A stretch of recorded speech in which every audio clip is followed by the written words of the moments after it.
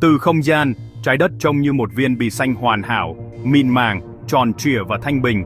Nhưng nhìn gần, hành tinh của chúng ta còn xa mời hoàn hảo. Nó hơi dệt ở hai cục và phình ra ở xích đảo, một hình dạng được gọi là hình cầu dệt.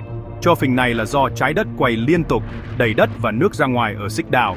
Nếu bạn có thể chạm vào trái đất, bạn sẽ cảm nhận được sự gỗ ghề của nó, những ngọn núi, rãnh sâu, đồng bằng và hẻm núi.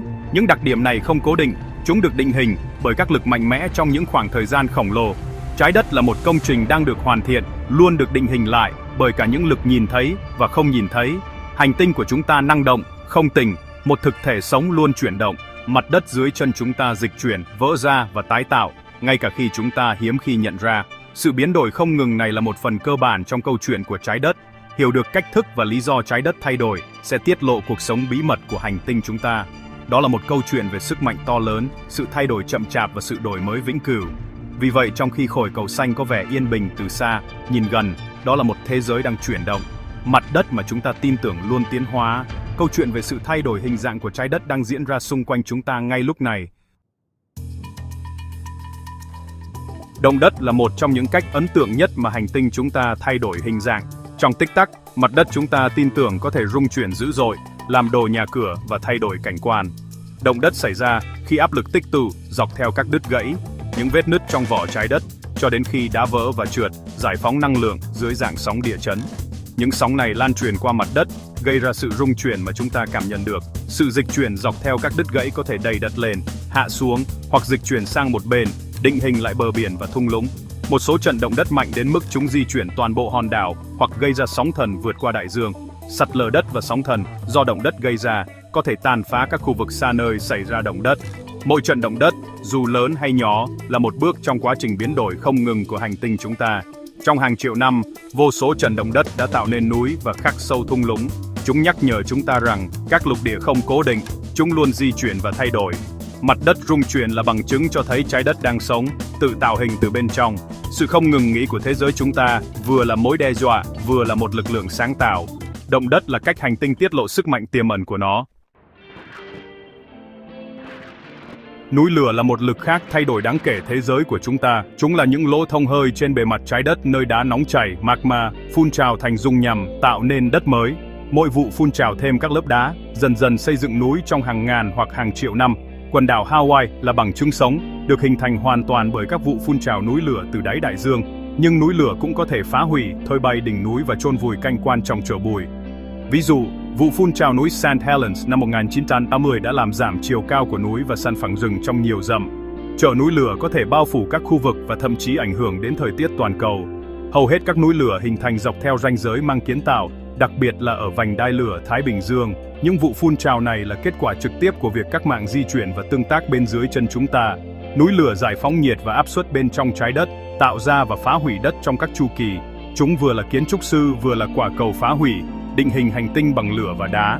Mỗi vụ phun trào là một lời nhắc nhở về năng lượng không ngừng nghỉ bên trong thế giới của chúng ta. Núi lửa rất cần thiết cho sự biến đổi không ngừng của trái đất. Động cơ đằng sau động đất và núi lửa là kiến tạo mạng.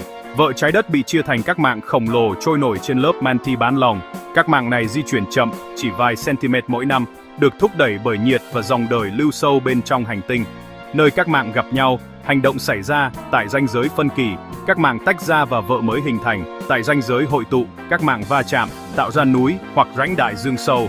Các vùng hút chìm, nơi một mạng trượt xuống dưới mạng khác, là điểm nóng cho động đất và núi lửa phun trào dữ dội. Khi hai mảng lục địa va chạm, chúng cồ lại và đẩy lên các dãy núi như dãy Himalaya. Tại ranh giới biến đổi, các mảng trượt qua nhau, gây ra động đất như dọc theo đứt gãy San Andreas của California. Trong hàng triệu năm, những chuyển động này dịch chuyển các lục địa, mở và đóng đại dương và xây dựng hoặc phá hủy các dạng địa hình. Vũ điệu chậm rãi của các mảng kiến tạo là kiến trúc sư bậc thầy của thế giới chúng ta. Nó chịu trách nhiệm cho các lục địa, đại dương và núi mà chúng ta thấy ngày nay. Kiến tạo mạng là một câu chuyện về sự chuyển động và thay đổi không ngừng. Bề mặt hành tinh của chúng ta không bao giờ thực sự đứng yên. Mỗi ngọn núi, thung lũng và đại dương đều có sự tồn tại của nó nhỏ quá trình vĩ đại này. Khuôn mặt của trái đất luôn được vẽ lại bởi sự chuyển động bên dưới. Kiến tạo mạng là lực lượng tối thượng định hình hành tinh của chúng ta. Trong khi các lực kiến tạo xây dựng đất đai, nước không ngừng mài mòn nó. Sông ngòi hoạt động như những chiếc rùa lỏng mang theo cát và sỏi mài mòn đá. khắc sâu thung lũng và hẻm núi qua hàng triệu năm. Hẻm núi Grand Canyon là một ví dụ tuyệt đẹp, được tạo hình bởi dòng chảy kiên trì của sông Colorado. Sông ngòi cũng lắng động trầm tích, tạo ra các đồng bằng châu thổ và vùng ngập lụt, định hình lại đất đai. Dòng chảy của một con sông không bao giờ cố định, nó uốn lượn và dịch chuyển, liên tục về lại cảnh quan. Đại dương cũng là những nhà điêu khắc mạnh mẽ, sóng biển xói mòn vách đá, khắc hang động biển và di chuyển cát để xây dựng hoặc xóa sổ các bãi biển. Scene quàn ven biển thay đổi theo mọi cơn bão và thủy triều, chứng tỏ ranh giới giữa đất liền và biển luôn dịch chuyển. Sông băng, những dòng sông băng, cào và nhò đá tạo ra các thung lũng hình chữ U và những đỉnh núi sắc nhọn. Khi sông băng tan chảy, chúng để lại những dạng địa hình mới như các đồng băng tích và đối trọng. Từ những giọt mưa đến sông băng, nước là một nhà điêu khắc bậc thầy, định hình các lục địa và bờ biển. Sự chuyển động không ngừng của nước đảm bảo rằng không có dạng địa hình nào là vĩnh viễn. Sức mạnh của nước vừa mang tính sáng tạo vừa mang tính phá hủy, luôn hoạt động. Thế giới chúng ta biết được định hình bởi nước nhiều như bội đá. Gió, dù vô hình, là một yếu tố mạnh mẽ định hình đất đai, đặc biệt là ở các sa mạc. Nó cuốn theo cát và bụi, thổi bày bề mặt đá và tạo ra những hình thù kỳ lạ qua hàng ngàn năm. Những tảng đá hình nam và những vòm đá tinh xảo trong sa mạc là những tượng đài cho công việc kiên nhẫn của gió. Con cát di chuyển khi gió đẩy các hạt lên và qua, từ từ di chuyển toàn bộ cánh quan. Bão bụi có thể mang các hạt quả các lục địa và đại dương, bón phân cho những vùng đất xa xôi như Amazon. Gió cũng lắng động phù sa mịn, gọi là hoàng thổ, tạo ra đất màu mỡ ở những nơi như miền Trung Tây nước Mỹ và Trung Quốc. Ảnh hưởng của gió là toàn cầu, kết nối các hệ sinh thái xa xôi. Mặc dù chúng ta không thể nhìn thấy chính gió, nhưng tác phẩm của nó có ở khắp mọi nơi, từ những sa mạc dịch chuyển đến những vùng đất nông nghiệp màu mỡ. Gió là một nhà điêu khắc thầm lặng nhưng không ngừng nghỉ, luôn vẽ lại bề mặt trái đất. Ảnh hưởng của nó tinh tế nhưng sâu sắc, scene quan không bao giờ thực sự đứng yên nhờ có gió. Ngay cả những thay đổi nhiệt độ hàng ngày và theo mùa cũng giúp định hình lại trái đất.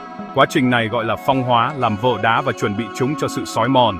Trong khí hậu lạnh, nước thẩm vào các vết nứt, đóng băng và giãn nở, làm tách đá ra, một quá trình được gọi là nêm băng. Trong sa mạc, đá nóng lên vào ban ngày và nguội nhanh chóng vào ban đêm, khiến các lớp bên ngoài nứt và bong ra. Theo thời gian, những chu kỳ này làm tròn và làm mịn các khối đá. Nhiệt độ cũng đẩy nhanh quá trình phong hóa hóa học, đặc biệt ở những vùng khí hậu ấm áp, ẩm ướt. Nước mưa, hơi axit hòa tan các loại đá như đá vôi, tạo ra các hang động và kỳ quan dưới lòng đất. Ở các vùng nhiệt đới, đá phong hóa nhanh chóng, trong khi ở các vùng lạnh khô, quá trình này diễn ra chậm hơn nhiều. Những lực lượng tinh tế này hoạt động âm thầm nhưng ổn định, phá vỡ núi và định hình các dạng địa hình mới.